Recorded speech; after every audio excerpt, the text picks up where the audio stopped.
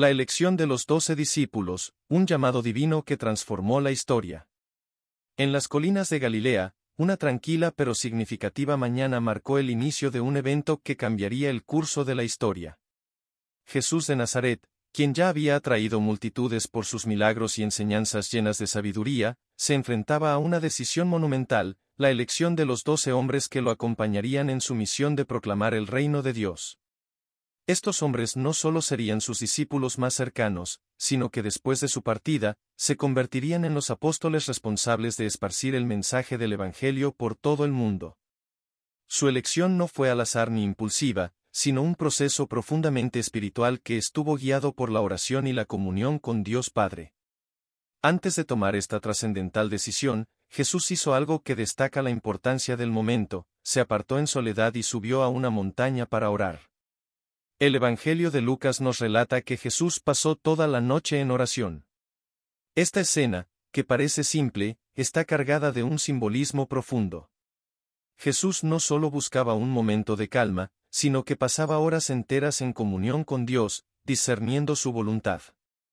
Esta noche de oración marcó la diferencia entre una elección humana y una divina, mostrando que el propósito de Jesús no era construir un movimiento político o social, sino escoger a aquellos que participarían en un plan celestial, destinado a transformar la humanidad.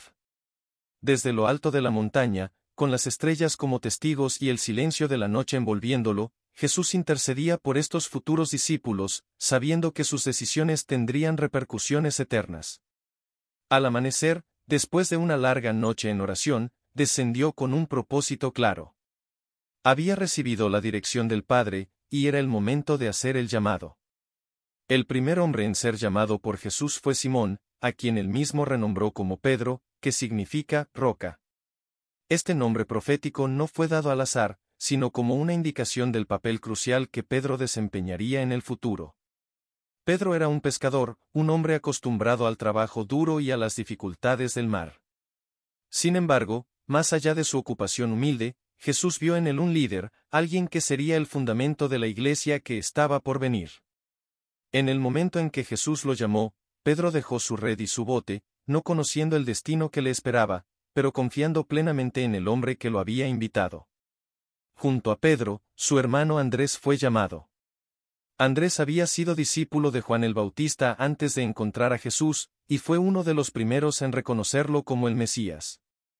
Su humildad y disposición lo convertirían en un discípulo clave, aunque muchas veces trabajando entre bastidores. Aún así, Jesús veía en Andrés a un hombre con un corazón abierto a la verdad. El llamado de Jesús no se limitaba a hombres tranquilos y dóciles. Santiago y Juan, hijos de Zebedeo, eran conocidos por su temperamento apasionado. Jesús los apodó Boanerges, que significa hijos del trueno. Estos dos hermanos pescadores fueron conocidos por su intensidad y deseo de defender a Jesús a toda costa, incluso pidiendo que cayera fuego del cielo sobre una aldea samaritana que no los recibió. Sin embargo, Jesús veía más allá de sus arrebatos temperamentales y los transformó en hombres de compasión y sabiduría. Santiago sería el primero de los apóstoles en ser martirizado, y Juan, conocido más tarde como el discípulo amado, sería testigo de la crucifixión de Cristo y autor del Evangelio y el Apocalipsis. Quizás uno de los llamados más sorprendentes fue el de Mateo, también conocido como Leví.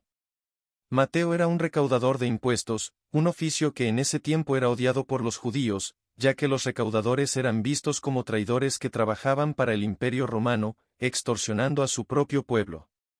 A pesar de esta oscura reputación, Jesús pasó junto a su mesa de recaudación y, con una sola mirada, le dijo: «Sígueme». Mateo, asombrado por la invitación, lo dejó todo, su riqueza, su estatus y su antigua vida. En un acto de gratitud, Mateo organizó un banquete en su casa e invitó a sus antiguos compañeros, proporcionando una oportunidad para que ellos también conocieran a Jesús. Este fue el primer indicio de que Jesús no vino a llamar a los perfectos, sino a los dispuestos, a aquellos que, aunque rechazados por la sociedad, encontrarían gracia en el reino de Dios. Felipe fue otro de los elegidos.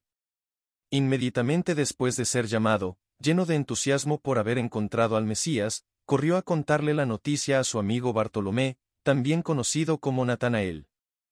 Cuando Felipe le dijo que había encontrado a Jesús de Nazaret, el hijo de José, Bartolomé respondió escéptico, ¿puede salir algo bueno de Nazaret?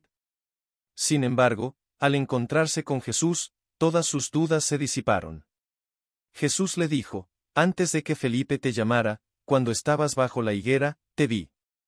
Bartolomé, sorprendido por el conocimiento sobrenatural de Jesús, exclamó, Rabí, tú eres el Hijo de Dios, tú eres el Rey de Israel.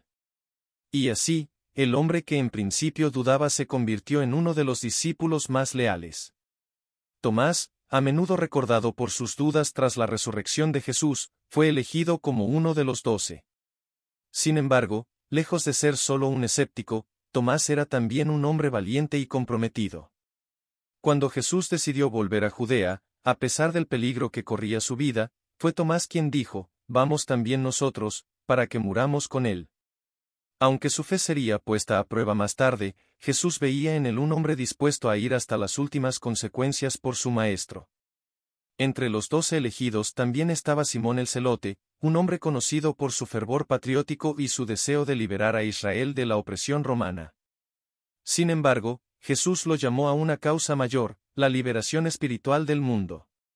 Junto a Simón, estaba Judas Iscariote, el discípulo que más tarde traicionaría a Jesús. Aunque su traición es una de las tragedias más conocidas de la Biblia, su elección también cumplió un papel en el plan divino. Estos 12 hombres ordinarios fueron llamados a una misión extraordinaria. Jesús no buscó a los más capacitados, ni a los más prominentes, sino a hombres con corazones dispuestos a ser moldeados. Durante los siguientes 3 años, caminarían con Jesús, aprenderían de él, serían testigos de sus milagros y escucharían sus enseñanzas. A pesar de sus debilidades, Jesús los equiparía con poder y autoridad para predicar el reino de Dios, sanar a los enfermos y expulsar demonios. Serían los pilares sobre los que se edificaría la Iglesia, llevando el Evangelio a los rincones más lejanos de la tierra. La elección de los 12 discípulos no fue un simple acto de selección, sino una parte crucial del plan de redención de Dios para la humanidad.